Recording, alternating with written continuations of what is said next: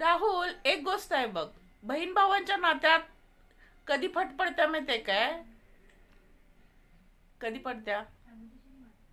ते जेव्हा त्यांनी त्यांच्या भाऊ जायच्यात तेव्हा लग्न होते तेव्हा तेव्हा.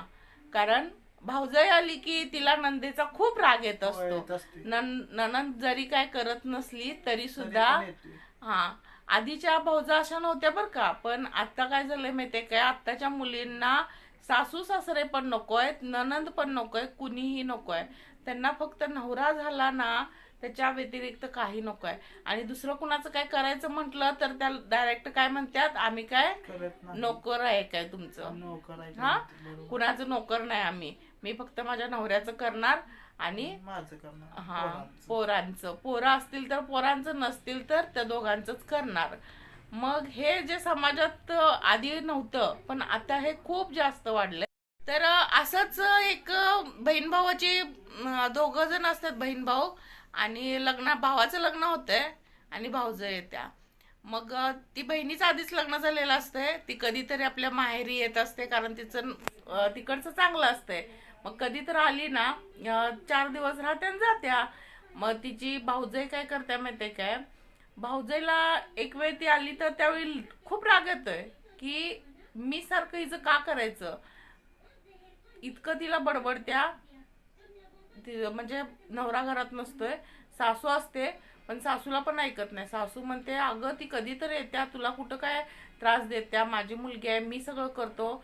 ती म्हणत्या, नाही नाही, प्रत्येक वेळी काय आम्ही ठेका घेतला नाही, ह्यांनी घरात यायचंच नाही. प्रत्येक सुट्टीला येणार, रक्षाबंधनला येणार, आधीमध्ये येणार, कशाला पाहिजे एवढा वेळी, यांनी यायचं नाही घरला म्हणत्या.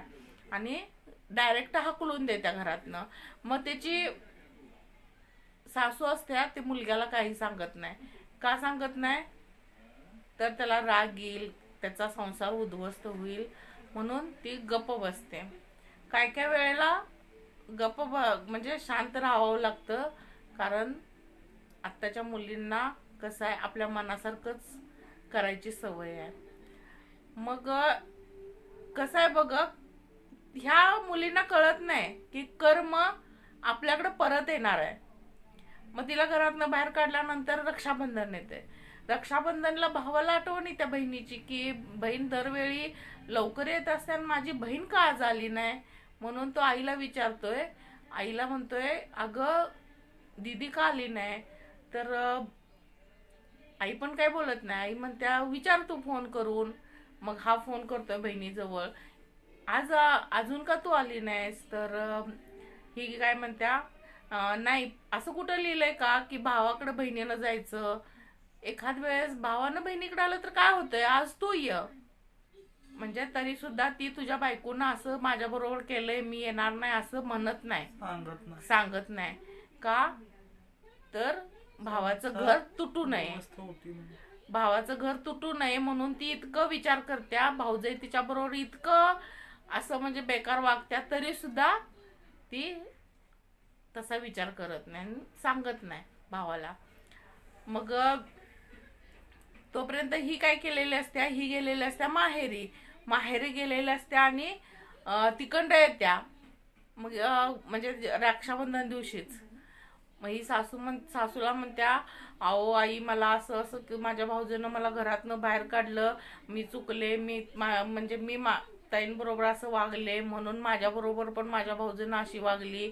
तिला आपली चूक कळत्या. कारण ज्यावेळी तिला तिची भाऊजाई अशी वागवत्या, घरात घेत नाही, त्यावेळी हिला आपली चूक कळत्या की आपण आपल्या नंदेबरोबर असं वागलो होतो म्हणून आज माझ्या बरोबर असं झालं म्हणून. तर कर्म हे फिरून येत असतं. जर तुम्ही कुणाला दुःख दिला तर तुम्हाला त्या बदल्यात काय मिळणार आहे? दुःखच मिळणार. सुख मिळेल का? नाही मिळेल. अजिबात मिळणार नाही. हे कळायला पाहिजे आपल्याला. एखाद्याला आपण जर दुखवत असेल तर त्यावेळी आपल्याला ह्या गोष्टीचा विचार पाहिजे की हे कर्म आहे आपलं.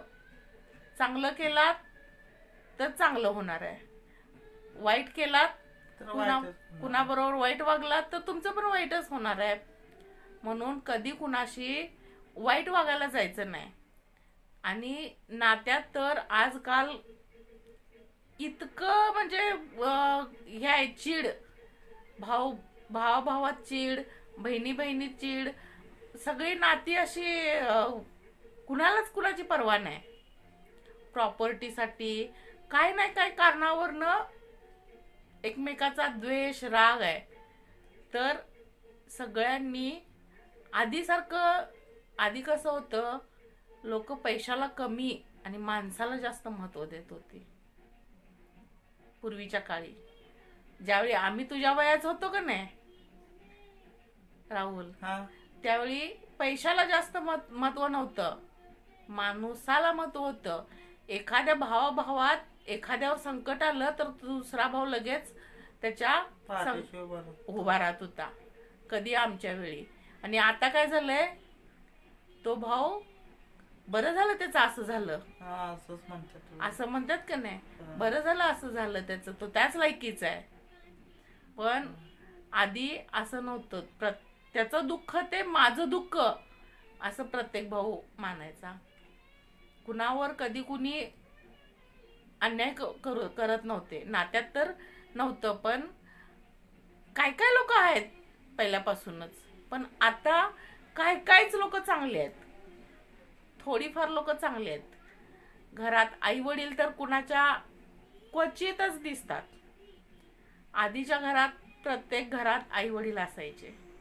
आई घरात असायची, मुलांबरोबर म्हणजे एकत्र कुटुंब असायचं, मुलांबरोबर बसलेली, खेळताना, हसताना दिसायची. आणि वडील सोप्या बसलेले दिसायचे. पण आजकाल आई वडील दिसत नाहीत. आजकाल फक्त आम्ही, आमची मुलं आणि नवरा. हा, आणि ते जर नोकरी दोघं करत असतील तर मुलं सुद्धा कुठं, हॉस्टेलला.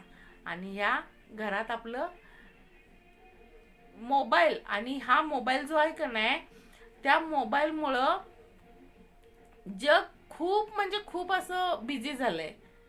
ह्यांना रील बघायला वेळ असतोय, पण आपल्या मुलांकडे लक्ष द्यायला वेळ नसतोय. सासूनं काहीतरी मागितलं तर तिचा राग येतोय, कारण तिचा मोबाईल बघायचा कमी होतोय. नणंद आली तर तिचा हेवा वाटतोय. ह्या मोबाईलमुळं लोकांचं खूप नुकसान झालंय.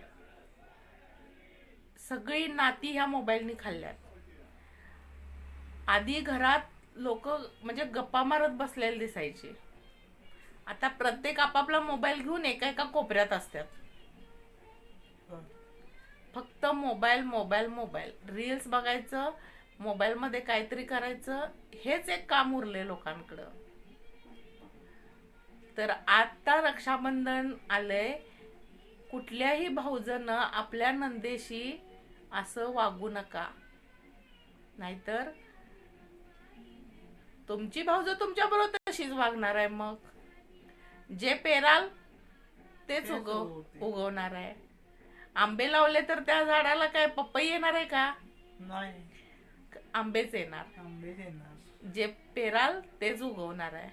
म्हणून कितीही म्हणजे राग येत असला तरी सुद्धा जरा विचार करून बघा. ही भाऊ बहीण आहेत ना, लहानपणी एकत्र वाढलेले असतात, एकत्र राहिलेले असतात. त्यांच्यात तुमच्या येण्यामुळं वितुष्ट आणू नका. हे नातं बहीण भावाचं खूप म्हणजे पवित्र आहे, आणि ते नातं आधीपासून चांगलंच होतं. पण आता अलीकडच्या काळात ह्या मुलींमुळं ही नाती खराब झाल्यात. ह्या नात्यांना एक कलंक लागलाय. की असेल ना थोडस तुम्ही समजून घ्या, आणि भाऊजाचं काय चुकलं तर नंदानी समजून घ्या.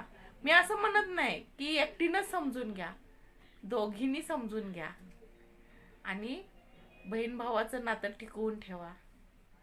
बघा, ह्या रक्षाबंधनला जमलं तर हा व्हिडिओ त्या सगळ्यांपर्यंत पोचवा जे आपल्या नंदेचा रागराग करतात. करू नका रागराग. प्रत्येक जण कुणाची ना कुणाची नणंद आहे. बरोबर आहे की नाही? मी जर माझ्या नंदेबरोबर तसं वागलं तर माझी भाऊजं माझ्याबरोबर तसंच वागणार आहे.